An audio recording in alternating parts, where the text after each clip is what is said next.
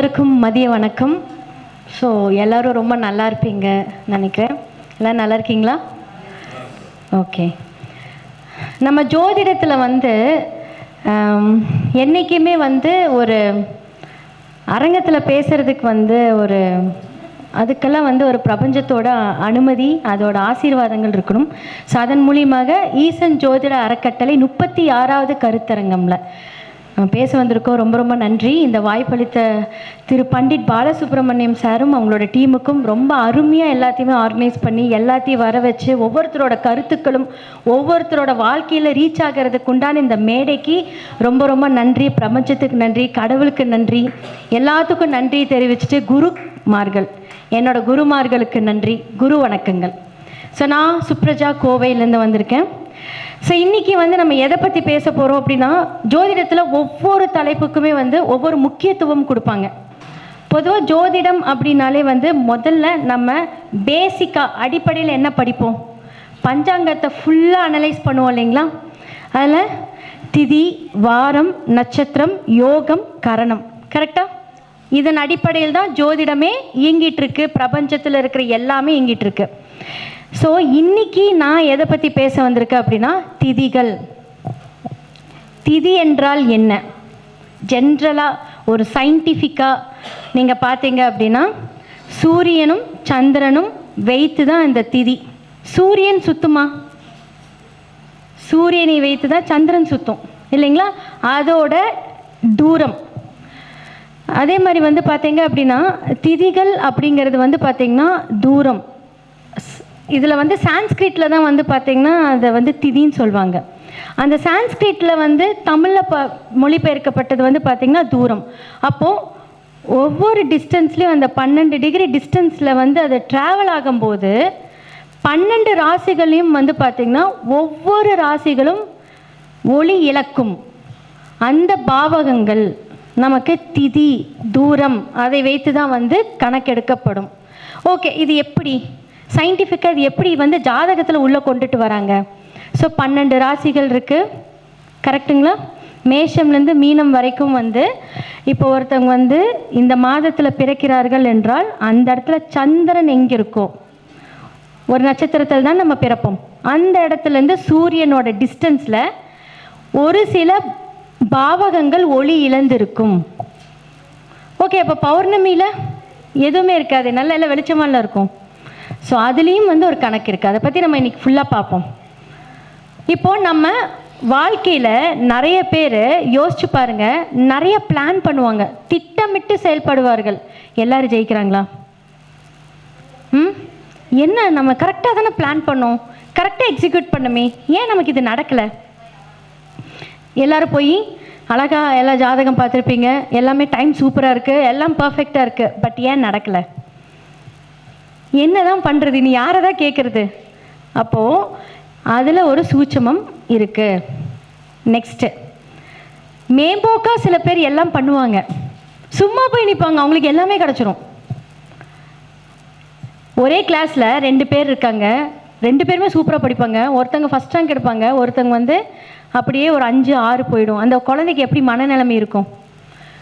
எவ்வளோ எஃபர்ட் போட்டிருப்பாங்க, எவ்வளோ பிளான் பண்ணியிருப்பாங்க, எவ்வளோ படிச்சிருப்பாங்க. ஆனால் என்ன அங்கே காரணம்? அப்போ ஒவ்வொருத்தரோட பிறப்பின் ரகசியத்தில் இந்த திதி அப்படிங்கிறது ஒரு முக்கியத்துவமான காரணமாக இருக்குது. அடுத்ததாக பார்த்தீங்க அப்படின்னா, நம்மளுடைய முன்னோர்கள் அந்த காலத்தில் எதை வச்சு ஒரு டைம் சொல்லியிருப்பாங்க? வானத்தை பார்த்து, ஓகேவா? சில பேர் மாட்டோட வாளை பிடித்து, நீங்கள் நினச்சிருப்பீங்க நம்ம முன்னோர்கள் எல்லாம் சாதாரணமானவர்களே கிடையாதுங்க. முனிவர்கள், முன்னோர்கள் எல்லாமே அவ்வளோ அழகாக அந்த காலத்தை கணக்கில் எல்லாத்தையுமே அந்த செயல்கள் செய்யும்போது அவ்வளோ பர்ஃபெக்டாக இருக்கும். ஆனால் இந்த காலத்தில் நமக்கு எல்லாமே ஃபோன், ஏஐ. இப்போ யாராவது நம்ம ஜாதக கணக்கு போட டைம் இருக்கா? சொல்லுங்கள். எவ்வளோதான் நீங்கள் கணக்கு படித்தாலும் ஆப் வந்துருச்சு. இப்போது டக்கு டக்குன்னு நேமு, டேட்டு, பிளேஸு, டைம் எல்லாம் போட்டால் நமக்கே அப்படியே ஃபுல் ரிப்போர்ட் வந்துடுது. அப்போ இந்த காலத்தில் நமக்கு எல்லாமே சொகுசாக கிடைக்குதுல்ல, ஓகேவா? அந்த காலத்தில் ஃபுல் இன்னுமே பல காலத்து ஜோதிடர்கள் பார்த்திங்கன்னா ஆப்பை யூஸ் பண்ண மாட்டாங்க, ஃபோனே உட்காந்து கணக்கு போட்டுட்ருப்பாங்க, விரல் விட்டு என்ற மாதிரி தான் இருக்கும், கரெக்டாக? அப்போவே காலத்தை கணக்கெடுத்து ஒவ்வொரு காரியங்களும் நாம் செய்யணும். இப்போவும் அதே ஒரு மெச்சூரிட்டி எல்லாத்துக்கும் இருந்துச்சு அப்படின்னா கண்டிப்பாக திதியை வைத்து நம்மளுடைய வாழ்க்கையை ஜெயிக்கலாம் அப்படிங்கிறது இன்றைக்கி என்னோட உரை. எல்லா பிறப்புக்கும் கஷ்டம் இருக்குங்க, எல்லாத்துக்கும் ஏற்றத்தாழ்வு இருக்கும், எல்லாருக்கும் ஃபெயிலியர்ஸ் இருக்கும். நினச்சி பாருங்கள், நம்மளுடைய எலன் மாஸ்க் எடுத்துக்கோங்க. இது ஒரு ஜஸ்ட் ஒரு எக்ஸாம்பிள் சொல்லிட்டு நான் ஸ்டார்ட் பண்ணுறேன். எலன் மாஸ்க் அவர்கள் எடுத்தோன்னே பணக்காரரா, உலகத்தில் கோடீஸ்வரரா? அவங்க அப்பா கிட்ட கடன் வாங்கி தான் வந்தார். அப்போ அந்த கடனை இயக்கி 6ஆம் இடத்தை இயக்கினார். 6ஆம் இடத்தை இயக்கி அவரோட பிஸ்னஸில் அவரோட டேலண்ட் வச்சு இன்றைக்கி உலகத்திலே ஃபர்ஸ்ட் பணக்காரராக இருக்கார். அவர் நினச்சிருப்பாரா நான் தான் ஃபஸ்ட்டு வரப்போகிறேன் அப்படின்னு நினச்சிருப்பாரா? அன்னைக்கு எடுத்த அவருடைய முயற்சி, அன்னைக்கு எடுத்த அந்த ஒரு நட்சத்திரம் விதிப்படி அவருக்கு இயங்கியிருக்கு. ஓகே, நமக்கு எப்படி வாழ்க்கையில் வந்து பார்த்தீங்க அப்படின்னா எல்லாருக்குமே வந்து விதி, மதி, கதி இது எல்லோரும் நீங்கள் கேள்விப்பட்டிருக்கீங்க. நம்மளுடைய ஜாதகத்தில் இது மோஸ்ட்லி இது நியூமராலஜியில் நான் கனெக்ட் பண்ணுவேன். பட் இப்போ நான் வந்து இது திதியில் உங்களுக்கு கனெக்ட் பண்ணி நான் சொல்கிறேன். விதி அப்படிங்கிறது வந்து நம்மளுடைய லக்னம், ஓகேங்களா? மதி அப்படிங்கிறது சந்திரன், கதி அப்படிங்கிறது சூரியன், ஓகேவா? இது நான் வந்து இப்படி நான் வந்து கனெக்ட் பண்ணி உங்களுக்கு நான் சொல்கிறேன். அப்போது விதி, மதி, கதியை நாம் எதனுடன் ஜாதகத்தில் ஒப்படைக்கணும் அப்படின்னா 1, 5, 9 திரிகோண ஸ்தானத்தில் நாம் வந்து கனெக்ட் பண்ணுறோம். ஓகே, 1, 5, 9 திரிகோண ஸ்தானத்தில் எந்த ஒரு ஜாதகருக்கு எல்லா அமைப்புமே இருக்கும். அவங்க வாழ்க்கையில் இப்போ சொன்னேன் தெரியுமா, மேம்போக்காக ஒருத்தங்க நிற்பாங்க எல்லாத்துலேயும் வெற்றின்னு. இந்த 1, 5, 9 ஒருத்தர் ஜாதகத்தில் வலுத்திருந்ததுன்னா அவங்க எந்த ஒரு காரியம் செய்தாலும் வெற்றி 100% நிச்சயம். அவங்களுக்கு வந்து பார்த்தீங்க அப்படின்னா கடவுளோட அனுகிரகம், அவங்களோட முன்னோர்களோட ஆசீர்வாதம், பித்திருக்களோட ஆசீர்வாதம், அதே மாதிரி எந்த ஒரு தோஷமும் இல்லாமல் அந்த 1, 5, 9 அவங்களுடைய வாழ்க்கையை வழிநடத்தி கொண்டு போய் அந்த சக்ஸஸை கொடுக்கும். அந்த மாதிரி சக்ஸஸ் இருக்கவங்க கிட்ட போய் நீங்கள் ஜாதகத்தை நம்புவீங்களான்னு கேட்டால் எனக்கு அதெல்லாம் நம்பிக்கை இல்லைங்கன்றுவாங்க. ஏன்? அவங்களுக்கு தான் எல்லாமே பர்ஃபெக்டாக போயிட்டுருக்கே. யாரெல்லாம் ஜாதகம் பார்ப்பாங்க?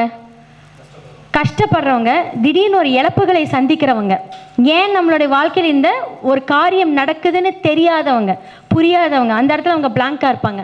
அப்போ அவங்களுக்கு ஒரு பர்ஃபெக்டான ஒரு கைடன்ஸ் தேவைப்படும் போது தான் கைடாக நம்ம இருக்கோம். கரெக்டாக? அப்போது நாம் திதியை வைத்து எப்படி பலன் சொல்ல முடியும், திதியை வைத்து எப்படி ஒருத்தரோட வாழ்க்கையை மேம்படுத்த முடியும் அப்படிங்கிறத நான் சொல்கிறேன். அதே மாதிரி வந்து பார்த்தீங்க அப்படின்னா 2 திதிகள் இருக்குது, உங்களுக்கே தெரியும், வளர்ப்பிறை, தேய்பிறை, ஓகேவா? ஸோ இந்த வளர்ப்பிறை, தேய்பிறை, இப்போ வந்து நிறைய பேர் கேட்பாங்க, தேய்பிறையில் நம்ம வந்து கல்யாணம் வைக்கலாமா, தேய்பிறையில் வந்து நல்ல காரியங்கள் நடத்தலாமா?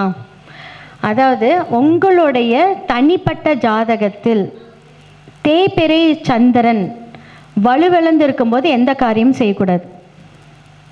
இதே வந்து பார்த்தீங்க அப்படின்னா அதை வந்து பர்ஃபெக்டாக அதை கைட் பண்ணும்போது கரெக்டாக இருக்கும். என்ன வந்து பார்த்தீங்கன்னா அப்படின்னா ஒரு 3 மாதத்துக்கு முன்னாடி ஒருத்தங்க வந்து ஃபுட் பிஸ்னஸ் ஸ்டார்ட் பண்ணுறேன்னு சொல்லிட்டு என்கிட்ட ஜாதகம் பார்த்தாங்க. நான் வந்து ஒரு டேட் குறித்து கொடுத்தேன். இதுதான் வந்து பார்த்துங்க விதி அப்படின்னு சொல்கிறது, ஓகேவா? அந்த விதிப்படி அது இயங்குது. ஆனால் மதிப்படி நம்ம என்ன பண்ணுறோம், அது இயக்கிறதுக்கு வேறு மாதிரி டேட்ஸ் கொடுக்குறோம். அப்போ அந்த விதி, மதி, கதி எங்கே அப்படி வேலை செய்யுதுன்னு பார்க்கலாம். அவங்க வந்து நான் சொன்ன டேட்டில் வந்து பார்த்தீங்க அப்படின்னா எல்லா டேட்லேயுமே திதி சூனியம் இருக்கும். கரெக்டாக? எல்லா நட்சத்திரத்துக்கும் சூனியங்கள் இருக்க தான் செய்யும்.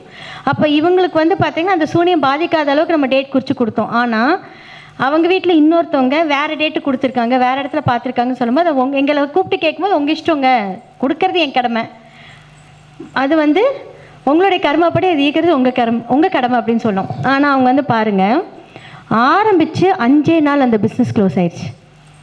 அவங்க சதுர்த்த திசையில் வந்து ஓப்பன் பண்ணியிருக்காங்க. அப்போ சதுர்த்த திசையில் எத்தனை பாவங்கள் சூனியங்க இருக்குது? 4, 3, 6, 9, 12. ஒரு சின்ன மிஸ்டேக் ஒரு வாழ்க்கையில் எவ்வளோ பெரிய இழப்புகளை சந்திக்குது. ஏன் இந்த திசையில் இது பண்ணி அவங்களுடைய ஜாதகத்தின் படி அந்த 4 திதிகளும் வந்து தோஷமாக இருக்கும்போது முயற்சி ஸ்தானமும் போச்சு, ஓகேங்களா? அவங்களுக்கு வேலைக்கு வர ஆளும் வந்து அந்த 4 நாள்லேயே போயிடுச்சு. 6ஆம் இடம் வேலை, அப்படி இல்லாட்டி வேலையாட்கள், கரெக்டாக? 9ஆம் இடம் அப்படிங்கிறது அதிர்ஷ்டம், 12ஆம் இடம் வருது வரையும், டோட்டலாக போச்சு. சின்ன விஷயம். அதுக்கப்புறம் வராங்க, இன்னொரு டேட் கொடுங்க, இல்லைங்க ஒரு 6 மாதம் விட்டுருங்கன்ட்டேன் நான். ஏன் அந்த 6 மாதம் நான் விட சொன்னேன்? சும்மா வருவாங்க கேட்பாங்க, அப்படி கிடையாது. 6 மாதம் அவங்களுக்கு அதை பற்றி புரியணும். அந்த தசாபுக்தியில் அந்த இழப்புகளை சந்ததுக்கப்புறம் ஒரு 6 மாதம் அவங்க திருப்பி டக்குன்னு ஆரம்பித்தாங்கன்னா என்ன ஆகுறது, அந்த மனநிலம் அவங்களுக்கே வேறு மாதிரி இருக்கும். ஸோ அவங்களுடைய கிரகப்படி அந்த நட்சத்திரம் 6 மாதம் கழித்து நல்லா இருக்கும்போது நான் நல்லா இருக்கேன் அந்த டைமில் வாங்கன்னு சொல்லிட்டேன். அந்த கர்மாப்படி அவங்க ஈக்கினாங்க அப்படின்னு இந்த வீடியோ அவங்களும் பார்ப்பாங்க. அவங்க 6 மாதம் கழித்து வருவாங்க. இது என்னென்னா, நாம தான் பெஸ்ட்டுன்னு சொல்லலை. நம்மளை நம்பி ஒருத்தங்க வரும்போது நம்ம எடுக்கக்கூடிய கணக்குகள், நம்ம ஒருத்தங்க நல்லா இருக்கணும்னு சொல்லக்கூடிய விஷயங்கள், அவங்க அதை அக்செப்ட் பண்ணுறதுக்கே அந்த கிரகம் உதவி செய்யணும். அந்த பரிகாரம் நம்ம 1000 பரிகாரம் சொல்கிறோம் எல்லாத்துக்குமே. அந்த பரிகாரம் அவங்க செய்யணும் அப்படின்னா அவங்க அந்த கிரகம் இயங்கினால் மட்டுமே அவங்க அதை அந்த பரிகாரத்துக்கே அக்செப்ட் பண்ணுவாங்க. இல்லாட்டி என்ன பண்ணுவாங்க? இப்போ பரிகாரம் கொடுத்த நாட்களும் திதி சூனியங்கள் இருந்தால் பரிகாரம் வேலை செய்யுமா? வேலை செய்யாது. பரிகாரம் கொடுத்த நம்ம சார் பேசுன மாதிரி பரிகாரம் செய்யக்கூடிய நாட்கள் அந்த இடத்துல மாந்தி வந்துருச்சுன்னா அந்த பரிகாரம் எடுப்படாது. அப்போ நம்ம எவ்வளோ கணக்கு போட்டு அந்த பரிகாரத்தை நம்ம சொல்லணும். அப்போ நீங்கள் முன்கூட்டியே பார்த்தீங்கன்னா கோச்சார கிரகங்களை வைத்தும் பரிகாரங்களை சொல்லணும். அந்த கோச்சார கிரகங்கள் அவங்களுடைய லக்னம் திதி சூன்யத்தால் பாதிக்கப்பட்டுச்சுன்னா பரிகாரங்கள் வேலை செய்யாது. எத்தனை பேர் சொல்லியிருக்காங்க பரிகாரம் பண்ண, ஆனால் எனக்கு எந்த பலனும் கிடைக்கல அப்படின்னா திதி தான் அங்கே விளையாடி இருக்கும்.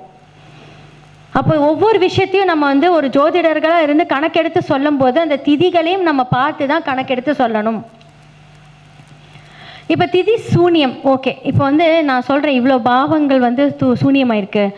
ஒரு சில பேருக்கு ஒரு பாவகம் சூனியமாயிருக்கும், 2க்கும் மேற்பட்டது சதுர்த்திசி மட்டும்தான்.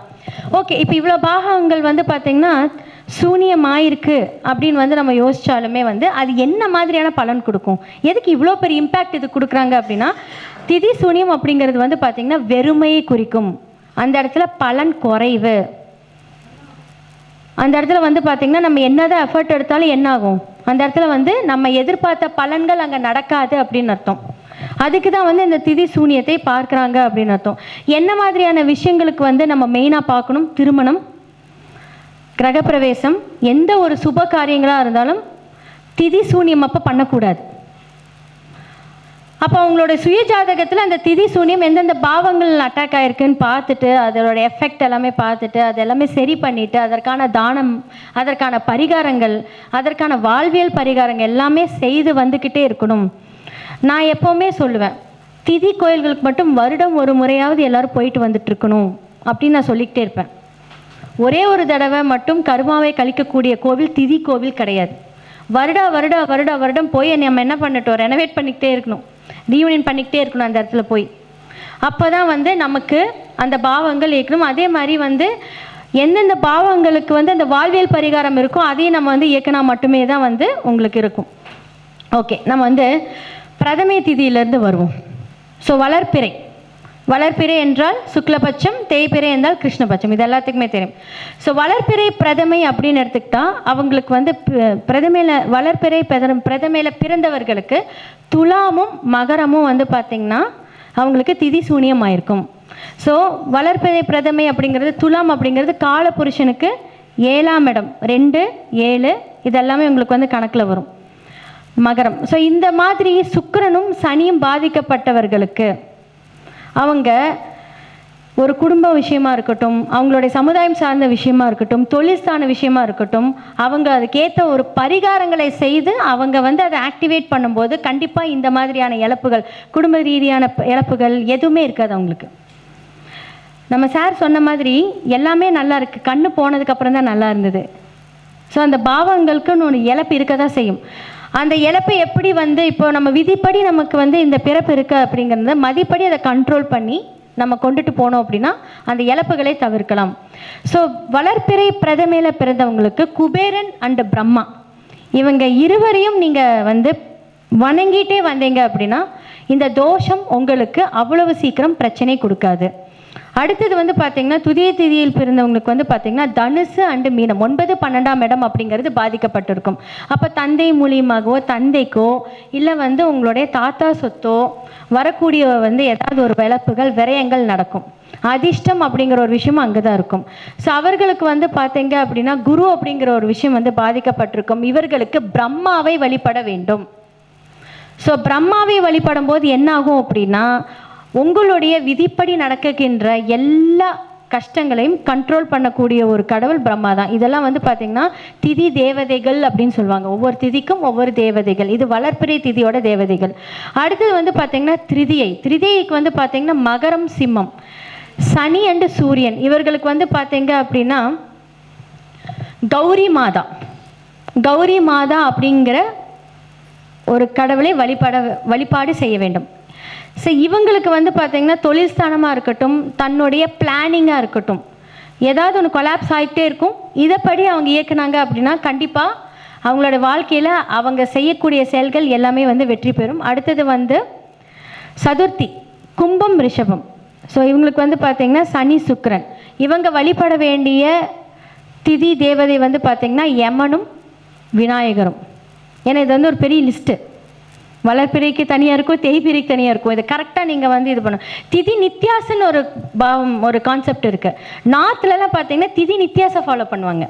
எல்லார் வீட்லேயும் பார்த்தீங்கன்னா திதி நித்தியாசோட ஃபோட்டோ இருக்குது. யாருக்கெல்லாம் தெரியும்? யாராவது கேள்விப்பட்டிருங்களா திதி நித்தியாஸ்? நீங்கள் நெட்டில் போய் சர்ச் பண்ணி பாருங்கள், திதி நித்தியாசன்னு இருக்கும். திதி நித்யா தேவிகள். ஸோ ஒவ்வொரு திதி நித்யா தேவிகளையும் வந்து நம்ம என்ன பண்ணணும், வழிபாடு செஞ்சோம் அப்படின்னா அதுவே செம்ம பவர்ஃபுல்லாக இருக்கும். 27 நட்சத்திரங்களோட எல்லாமே அதில் இருக்கும். நீங்கள் அதை வச்சுக்கிட்டிங்கன்னா வைப்ரேஷன்ஸ் வேறு லெவலில் இருக்கும். முடிஞ்ச அளவுக்கு வந்து அதை ஆன்லைனில் ஆர்டர் போட்டு வச்சுக்கோங்க. அடுத்தது பஞ்சமி திதி பார்த்திங்கன்னா மிதுனம் கன்னி. இவர்களுக்கு வந்து பார்த்திங்கன்னா திரிபுர சுந்தரி, புதன் பாதிக்கப்பட்டிருக்கு இல்லைங்களா, திரிபுர சுந்தரியை வந்து அவங்க வணங்கும் போது ரொம்ப நல்லாயிருக்கும். அடுத்து சஷ்டி, மேஷம் அண்ட் சிம்மம். ஸோ குழந்தை பாக்கியம் இல்லாதவங்க எல்லாம் சஷ்டி திதியில் தான் வந்து விரதம் எடுப்பாங்க. இது எல்லாமே நீங்கள் கேள்விப்பட்டிருப்பீங்க. ஏன்னா முருகர் தான் வந்து அவங்களுக்கு அந்த குழந்தை பாக்கியம் கொடுக்கக்கூடிய ஒரு கடவுள். ஸோ இவர்களுக்கு முருகரை வணங்க வேண்டும். அடுத்தது சப்தமி திதி, தனுசு கடகம்.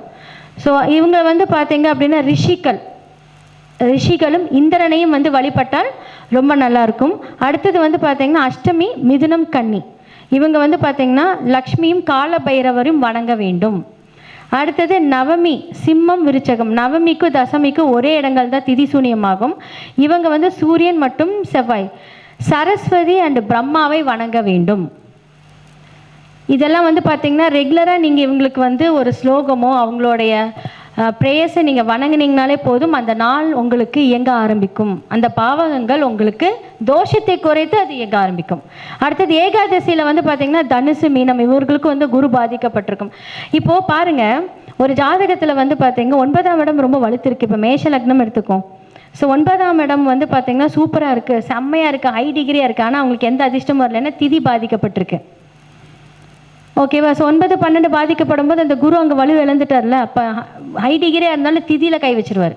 அப்போ இதனோட பரிகாரங்கள் அந்த கோவில்களுக்கு செல்லும் போது அது வந்து சூப்பராக எங்கும். நான் எக்ஸாம்பிள் தான் சொல்லியிருக்கேன். ஸோ ஒவ்வொரு சுய ஜாதகத்தையும் பார்த்து அதை வந்து தெரிஞ்சுக்கோங்க. ஸோ இவர்கள் வந்து கும்பிட வேண்டியது வந்து பார்த்திங்கன்னா மகாருத்ரன்.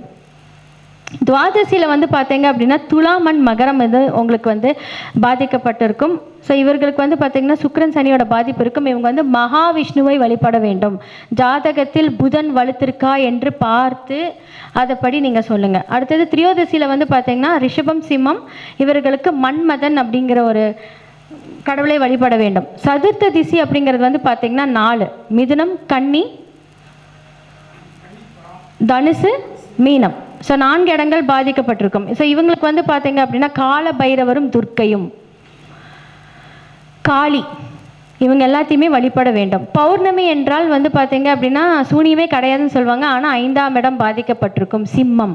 ஸோ இவர்களுக்கு வந்து பார்த்தீங்க அப்படின்னா லலிதாம்பிகை, அப்படி இல்லாட்டி குன்றின் மேல் நிற்கக்கூடிய முருகன். எந்த முருகன் கோவில் கிடையாது, குன்றின் மேல் நிற்கக்கூடிய முருகன். ஸோ இந்த கோவில் வந்து பார்த்தீங்க அப்படின்னா வளர்ப்பிறை பிரதமையிலிருந்து பௌர்ணமி வரைக்கும் வணங்கக்கூடிய தெய்வங்கள். அடுத்தது வந்து பார்த்திங்கன்னா தேய்பிறை. ஸோ தேய்பிறையில் வந்து பார்த்திங்கன்னா உங்களுக்கு துர்க்கையை வணங்க வேண்டும். தேய்பிறை பிரதமையில் பிறந்தவங்களுக்கு துர்க்கையை வணங்க வேண்டும். துதியையில் வந்து பார்த்திங்க அப்படின்னா வாயு பகவான் அனுமன். அடுத்தது வந்து பார்த்திங்கன்னா திரிதியில் பிறந்தவர்களுக்கு சிவனும் சூரியனும். காலையில் எழுந்திரிச்சோன்னே பார்த்தீங்க அப்படின்னா தேய்பிறை திருதியில் பிறந்தவங்களாம் வந்து பார்த்திங்கன்னா சூரிய வழிபாடு செய்யும்போது அந்த நாட்கள் அவங்களுக்கு எந்த ஒரு பிளானிங்கு கொலாப்ஸ் ஆகாமல் அவங்களுக்கு வந்து சரி செய்து கொடுக்கும். அடுத்ததாக வந்து பார்த்திங்கன்னா சதுர்த்தி. தேய்பிறை சதுர்த்தியில் பிறந்தவர்களுக்கு யமன் அண்ட் விநாயகர். இவங்க 2 பேர்த்தையும் கண்டிப்பாக இது பண்ணணும். அடுத்ததாக வந்து பார்த்தீங்க அப்படின்னா ஒன்றும் இல்லை, இப்போ சதுர்த்தி திசையில் பிறந்தவங்களுக்கு தெற்கு பார்த்த வீட்டில் இருந்தாங்க அப்படின்னு வச்சுக்கோங்களேன், பெரிய பாதிப்பாகும். ஓகேங்களா? ஸோ இதெல்லாமே பார்த்து தான் வந்து அவங்களோட திதி வைத்தும் கூட நம்ம வந்து பஞ்சாங்கம், அடுத்ததான் வந்து பார்த்திங்கன்னா வாஸ்து, இது எல்லாமே மெயின் காரணமே இங்கே தான் ஸ்டார்ட் ஆகுது. இதை நம்ம கண்டிப்பாக பார்க்கணும். அடுத்தது பஞ்சமியில் வந்து பார்த்திங்கன்னா ராகு கேதுக்கள். ஸோ எந்த நாக தோஷமும் இல்லாமல் இருக்கணும் அப்படின்னா அவங்களுக்கு வந்து ராகு கேதுக்களை வழிபட வேண்டும். அடுத்தது சஷ்டி வந்து முருகன் சித்தர்கள். அடுத்தது சப்தமியில் பிறந்தவர்கள், இதெல்லாமே நான் தேய்பிரை சொல்லிட்டு இருக்கேன். தேய்பிரை சப்தமியில் பிறந்தவர்கள் பார்த்திங்கன்னா முனீஸ்வரனும் சூரியனும் வழிபட வேண்டும். அஷ்டமியில் பிறந்தவர்களுக்கு பைரவர் கண்டிப்பாக அவங்களுக்கு வந்து அவ்வளோ உதவி செய்வாங்க. அடுத்தது நவமியில் பிறந்தவர்களுக்கு சரஸ்வதி பிரம்மா, தசமியில் பிறந்தவர்களுக்கு யமதர்மன், ஏகாதசியில் பிறந்தவங்களுக்கு மகாவிஷ்ணு, துவாதசியில் வந்து சுக்கிரன், எனி அம்மன் கோவில், எல்லா அம்மன் கோவிலும் அவங்களுக்கு இதாகும். திரியோதசியில் பிறந்தவங்களுக்கு கோமாதாவும் நந்தி தேவரும். தேய்பிரை சதுர்த்ததசி பிறந்தவங்களுக்கு வந்து பார்த்திங்கன்னா ருத்ரன் இல்லாட்டி விநாயகர். அமாவாசையில் பிறந்தவங்களுக்கு வந்து பார்த்திங்கன்னா அமாவாசை எதற்காக வந்து இது பண்ணுவாங்க, பித்திருக்களோட தர்ப்பணம். அப்போ வந்து கண்டிப்பாக அவங்களுக்கு குலதெய்வமும் பித்திருக்களோட ஆசீர்வாதமும் வேணும். ஸோ அமாவாசை என்று பிறந்தவர்களுக்கு கண்டிப்பாக குலதெய்வ வழிபாடும் அவங்களோட முன்னோர்கள் தான், எந்த கடவுள் கிடையாது. இதை வந்து அவங்க கரெக்டாக ரிப்பீட்டடாக செய்து வர வர வர அவங்களோட வாழ்க்கை வந்து என்னாகும், சரியாயிடும். இப்போது திதியை பார்த்து நம்ம என்ன பண்ணலாம், எந்த ஒரு சுப காரியங்களுக்கும் நம்ம பஞ்சாங்கத்தை ஓப்பன் பண்ணி ஃபஸ்ட்டு வந்து திதியை நல்லா இருக்கான்னு தான் பார்ப்பாங்க. அப்போது நீங்களே உங்களோட செல்ஃபாக, நமக்கு டெய்லியுமே வந்து 4 நட்சத்திரங்களுக்கெல்லாம் நிறைய ஆப்ஸ் இருக்குது பாருங்கள். அன்னைக்கு வந்து உங்களோட லக்னம் என்னன்னு பாருங்கள், லக்னத்தில் எந்த திதி பாதிக்கப்பட்டிருக்கு, சூனியமாயிருக்குன்னு பாருங்கள். உங்களோட லக்னத்துக்கு லான் போட்டிருக்கும், அந்த லக்னத்துலேருந்து அந்த பாவகம் எத்தனாவது இடம்னு பாருங்கள். அந்த திதி சூனியமாக இருக்குது. இப்போ நீங்கள் வந்து ஒரு வீடு கட்ட போகிறீங்க அப்படின்னா 4ஆம் இடம் திதி சூனியமாயிருக்கு அப்படின்னா அன்னைக்கு நீங்கள் அந்த காரியம் எடுக்கக்கூடாது. இதுதான் வந்து எப்படி செலக்ட் பண்ணி பண்ணணும் அப்படிங்கிறது நான் சொல்கிறேன். திருமணத்துக்குரிய காரியங்கள் நீங்கள் பேச போகிறீங்க, பார்க்க போகிறீங்க, ஒரு இனிஷியேட்டிவ் எடுக்கிறீங்க அப்படின்னா 7ஆம் இடம் திதி சூனியம் பாதிக்கப்பட்டிருக்கு, 2 பாதிக்கப்பட்டிருக்குன்னா அன்னைக்கு குடும்பத்துக்கு உண்டான எந்த காரியங்களும் செய்யக்கூடாது. தொழிலாக இருக்கட்டும், அதிர்ஷ்டமும் வேணும் தொழில் செய்கிறதுக்கு. மனசுக்கு பிடிச்ச தொழில் செய்யும்போது 5, 10ங்கிறது அடுத்தது போய்க்கலாம். 5, 9, 10 நம்ம செலவு பண்ணுற விரையும் எப்படி இருக்கணும், நமக்கு அப்படியே ரிட்டர்ன் வரணும். அப்போ 12ஐயும் பார்க்கணும். விரயம் பண்ணால் தானே நமக்கு தொழில் செய்ய முடியுமா, இன்வெஸ்ட்மெண்ட் எல்லாம் பண்ண முடியுமா? அப்போ அந்த விரயத்துக்கு நம்ம என்ன பண்ணணும், பர்ஃபெக்டாக விரயம் பண்ணணும், அளவோட விரயம் பண்ணணும். எங்கடா விரயத்தில் அளவு பண்ணுறது, தொட்டதுக்கெல்லாம் பல மடங்கள்ல எனக்கு செலவாகுது. ஏன்னா இன்றைய இருக்கக்கூடிய காலகட்டத்தில் வந்து பார்த்தீங்க அப்படின்னா நம்ம வந்து ஒரு 10 லட்ச ரூபாய்க்கு ஒரு இன்வெஸ்ட்மெண்ட் பண்ணணும்னு நினச்சா மேலே ஒரு 10 லட்ச ரூபா கையில் வச்சுருக்கணும் நீங்கள்.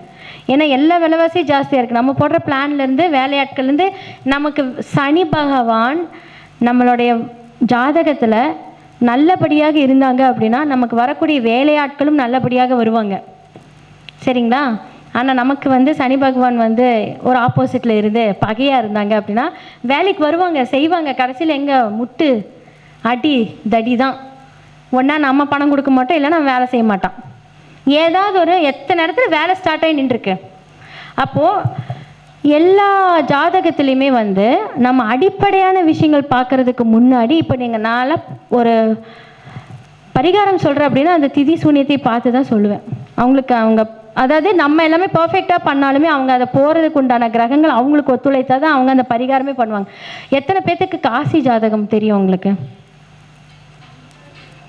காசி ஜாதகம் உடனே போயிட்டு வர தூரத்துலேயே இருக்குது காசி. அப்போ நம்ம காசி அவங்களுக்கு சொன்னாலுமே அவங்க பிளான் பண்ணணும் இல்லையா? அப்போ நான் காசிக்கு போயிட்டு வந்துடுங்க, இந்த நட்சத்திரத்தில் போயிட்டு வாங்க அப்படின்னா அவங்க கண்டிப்பாக முடியாது. அப்போது அவங்களுக்கு அந்த கிரகத்தில் இருக்கக்கூடிய அதுவே அந்த காசி ஜாதகம் சொல்லக்கூடிய இடமே வந்து திதி சூனியமாக இருந்துச்சுன்னா அவங்களால போக முடியுமா? அப்போ அதற்கான பரிகாரங்கள் தானங்கள் சொல்லணும். இதெல்லாம் ஒரு 3 மாதம் தொடர்ந்து பண்ணுங்க, அதுக்கப்புறம் காசி பிளான் பண்ணுங்க, நடக்கும்னு சொல்லணும். இந்த கைடன்ஸ் நம்ம கரெக்டாக கொடுத்தா மட்டுமே அந்த பரிகாரங்கள் வேலை செய்யும். இல்லாட்டி என்ன பண்ணுவாங்க, 1 வருஷம் 2 வருஷம் ஆச்சு நானும் போகணும்னு நினைக்கிற முடிய மாட்டேங்குது. விஷயம் நமக்கு தெரியும், சும்மா காசி போங்கன்னு மட்டும் சொல்லக்கூடாது. அதற்குண்டான தடையை நீக்கிறதுக்கும் நம்ம தான் சொல்லணும். அப்போது ஏற்ற பரிகாரங்களுக்கு நமக்கு திதியும் நமக்கு வேலை செய்யும். செய்யக்கூடிய எல்லாம் வாழ்க்கையில் நம்ம எதை வச்சு ஜெயிக்கிறோம், எல்லாமே ஓகே, எல்லாமே பண்ணிட்டோம். ஆனால் திதியோட கோஆப்ரேஷன் இல்லாமல் எந்த பரிகாரங்களும் பலிக்காது. ஸோ கண்டிப்பாக இந்த வாய்ப்பளித்த ஈசன் ஜோதிட அறக்கட்டளை 36வது கருத்தரங்கில் எனக்கு வாய்ப்பளித்த திரு பண்டிட் பாலசுப்ரமணியம் சார் அவர்களுக்கும் அவங்களோட டீம் அவர்களுக்கும் ரொம்ப ரொம்ப நன்றி. ஸோ எல்லாருக்கும் சொல்லுங்கள். சொல்லுங்க. ம், நவமி திதி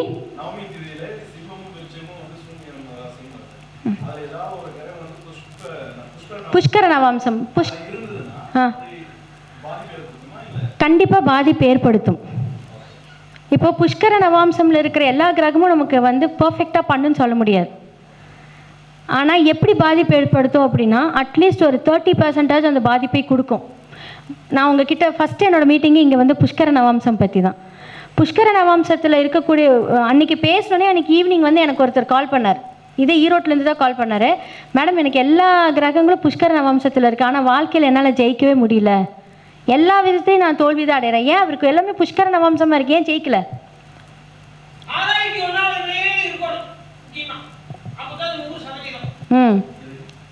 அப்போ வந்து என்ன அப்படின்னா அதற்குண்டான அந்த பரிகாரத்தை செய்ததுக்கு அப்புறமா தான் அந்த 30% அதை வந்து நீங்கள் அந்த பரிகாரத்தை தானம் செய்யணும். வாழ்வியல் பரிகாரம் செய்து அதை இயக்கணும் அப்படிங்கிற நான் அதைத்தான் நான் முன்னாடியே சொல்லியிருக்கேன். நான் சொன்ன தெரியுமா, எல்லாமே சூப்பராக 2 பேர் நல்லா படிக்கிறாங்க, ஒருத்தங்க நல்லா மார்க் எடுப்பாங்க, ஒருத்தங்க எஃபர்ட் போட்டாலும் முடியாது. திதி தான் பாதிக்கப்பட்டிருக்கும். ஆரம்பமே அங்கே தான் நம்ம செக் வைக்கிறோம். அதை நம்ம கரெக்டாக பார்த்து அந்த பாவங்கள் அந்த குழந்தைக்கு வந்து பார்த்தீங்க அப்படின்னா 2ஆம் இடம், 3ஆம் இடம், 4ஆம் இடம் ஏதாவது ஒரு வகையில், ஏன்னா 2ங்கிறது ஸ்டார்டிங் கல்வி, 3ங்கிறது மிட்டு, 4ங்கிறது அடுத்த லெவல் ஆஃப் கல்வி கரெக்டாக உங்களுக்கு, 5ங்கிறது ஹையர் ஸ்டடீஸு, 6ங்கிறது வேலை. அப்போ இந்த 5க்குள்ளே இருக்கக்கூடிய ஏதாவது ஒரு இடங்கள் பாதிக்கப்பட்டிருக்கு. அப்படி சில குழந்தைங்கள நல்லா படிச்சிருப்பாங்க, பெருசாகும் போது படிக்க மாட்டாங்க, பாதிக்கப்பட்டிருக்கு. சில குழந்தைங்க சின்ன வயசில் ரொம்ப மந்தமாக இருப்பாங்க, போக போக போக படிப்பாங்க. அப்போது அந்த மந்தமாக இருக்கிற விஷயத்த மதியால் நம்ம வந்து இயக்கணுங்கிறேன். விதிப்படி எல்லாமே இயங்கிட்டு தான் இருக்கும் எல்லாத்துக்குமே. அப்போ மதியால் நீங்கள் என்ன கண்ட்ரோல் பண்ணுறீங்க? இது மாதிரி பார்த்து நிறைய தானங்கள் வாழ்வியல் பரிகாரங்கள் செய்து வரும்போது அந்த கதி நமக்கு வேலை செய்யும். அதனால தான் அந்த விதி மதி கதி கான்செப்ட் நான் இதில் கொண்டு வந்தேன். ஸோ விதி அப்படிங்கிறது லக்னம், மதி அப்படிங்கிறது சந்திரன், கதி அப்படிங்கிறது சூரியன். இது எல்லாத்தையுமே வைத்து தான் நம்மளுடைய பரிகாரங்கள் வேலை செய்யும். இனிமேல் வந்து இந்த வீடியோ பார்க்குறவங்க தெரிஞ்சுக்கோங்க, ஏன் எனக்கு பரிகாரம் ஒர்க் அவுட் ஆகலை நீங்கள் நினைக்கிறீங்க அப்படின்னு. இது எல்லாமே சரி சரி, ஏன்னா எல்லா ஜோதிடர்களும் சாதாரணமானவங்க கிடையாது. எவ்வளோ தூரம் படித்து எவ்வளோ தூரம் கணக்கெடுத்து எத்தனை பேர்த்துக்கு அது ரெஃபரன்ஸ் கொடுத்து எத்தனை பேர் அவங்க மூலிமா நல்லா இருக்காங்க. முதல்ல அந்த அக்செப்ட் பண்ணுற விஷயங்கள் வந்து எல்லாத்துக்குமே வரணும். ஒரு ஜோதிடர்கள் சொல்கிறீங்களா, நீங்கள் பணம் பே பண்ணுறீங்களா, அவங்கக்கிட்ட நீங்கள் பார்க்குறீங்களா, முதல்ல அவங்க சொல்கிற எல்லா விஷயத்தையும் கேளுங்க, போயிட்டு வாங்க. கரெக்டாக அவங்க சொல்கிற அந்த நட்சத்திரத்தில் எல்லாமே போயிட்டு வாங்க. அந்த ஒரு அக்செப்டன்ஸ் வந்து பார்க்குறவங்களுக்கு இருக்கணும். ஓகே, நம்ம இன்றைக்கி ஒருத்தங்க பார்த்துருக்கோம், அடுத்த நாள் ஒருத்தங்க பார்க்குறோம், அடுத்த நாள் ஒருத்தங்க பார்க்குறோம், எதையுமே பண்ணாமல் 10 பேர்த்த பார்த்தீங்கனாலும் நோ யூஸ். அதனால் வந்து எல்லாமே அதை கரெக்டாக பண்ணிவிட்டு நீங்கள் வந்து அதன்படி இயக்க ஒரே பரிகாரம் பண்ண அடுத்த நாள் எல்லாம் நல்லா நடந்துருமா?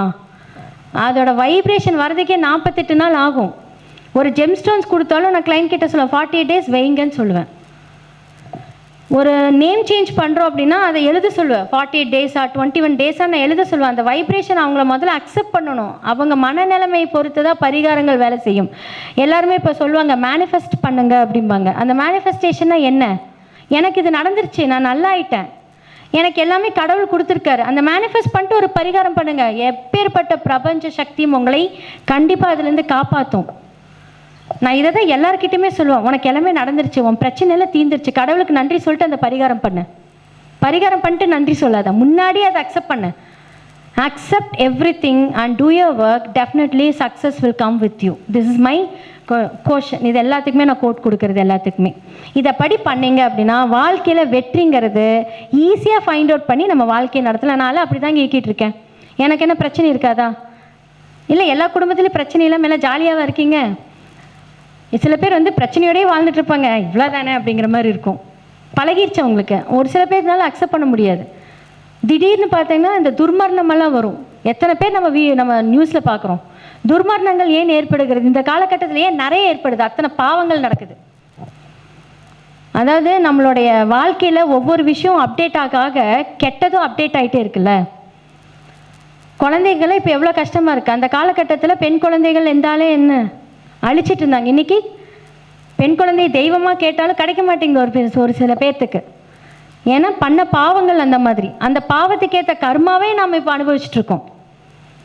அப்போது கர்மா அப்படிங்கிறது அடுத்த ஜென்மத்தில் நீங்கள் பிறப்பெடுத்து தான் வரணும்னு கிடையாது, இப்போவே அனுபவிக்கிறதா இப்போ காலகட்டத்தில். அதனால் எது செய்தாலும் நம்ம ஜாக்கிரதையாக செய்யுங்க. நீங்கள் நம்ம வீட்டிலையே நிறைய பேர்த்து நம்ம ஈஸியாக குறை சொல்ல முடியுங்க. இப்போ வந்து நமக்கு ஒருத்தவங்க பிடிக்காதவங்க வராங்க, பிடிக்காதவங்க இருக்காங்க அப்படின்னா நம்ம டக்குன்னு என்ன பண்ணுவோம், ஒரு காசிப் பேசுவோம். அதுவே கர்மா தான். இன்றைக்கி நாம் ஒருத்தவங்களுக்கு பண்ணுறத நாளைக்கு 10 பேர் நமக்கு பண்ணிகிட்ருப்பாங்க. நமக்கு நல்லது வரக்கூடிய இடத்துல அந்த இடத்துல நமக்கு என்ன ஆகும், கெட்டது நடக்கும். யாரை பற்றி காசிப் பேசாதீங்க, சீரியஸாக சொல்கிறேன். உங்களால் முடிஞ்சால் பண்ணுங்க, இல்லைன்னா விட்டுருங்க. முடியாதுன்னா மூஞ்சிக்கு நேரம் முடியாதுன்னு சொல்லிட்டு போயிடுங்க. அவங்க கூட அதை அக்செப்ட் பண்ணுவாங்க. முடியும்னு சொல்லிட்டு நிறைய பேர் இப்போ அப்படி தான் தொழில். நான் நிறைய இடத்துல பார்க்குறது, என் கண்ணுக்கு முன்னாடி எனக்கு தெரிஞ்சவங்க நிறைய பேர் என்ன பண்ணுவாங்க அப்படின்னா, ஒருத்தங்களை பணம் கொடுத்து வர சொல்லுவாங்க, வெயிட் பண்ண வைப்பாங்க, இவங்களே போக மாட்டாங்க, கேட்டால் அவங்களே போய்க்குவாங்க. இதெல்லாமே எவ்வளோ பெரிய கர்மா போய் அவங்கள பாதிக்கும், குடும்பத்தில் குழந்தைங்கள எல்லாத்தையுமே பாதிக்கும். முடியும்னா முடியும், முடியாதுன்னா முடியாது. இல்லாட்டி அவர் 6 மாதம் 1 வருஷம் டைம் கேளுங்க. அதை விட்டுட்டு வாங்க வாங்கன்னு வர சொல்லிட்டு அலைய வைக்கிறது, இதெல்லாமே வந்து பெரிய இடத்துல போய் பாதிக்கும். நிறைய பேர் எனக்கு தெரிஞ்சவங்க பாதிக்கப்பட்டிருக்காங்கிறதுக்காக ஒரு இன்டைரக்டாக நான் இதில் சொல்கிறேன். இதுவுமே கர்மா தான். கமிட்மெண்ட் கொடுத்துட்டிங்கன்னா அந்த கமிட்மெண்ட்டில் கரெக்டாக இருக்கணும், இல்லைன்னா வேண்டாம். இந்த விஷயத்தில் நீங்கள் கரெக்டாக இருந்துட்டிங்கன்னா வாழ்க்கையில் திதியை இயக்கி எப்படி வாழ்க்கையில் மேலே வரணுங்கிற ஒரு யூகத்தை நான் சொல்லியிருக்கேன். எல்லாருக்கும் பிடிச்சதுங்களா? ஓகே, ரொம்ப நன்றி. இந்த வாய்ப்பளித்த ஈசன் ஜோதிட அறக்கட்டளைக்கு ரொம்ப ரொம்ப நன்றி. தேங்க்யூ.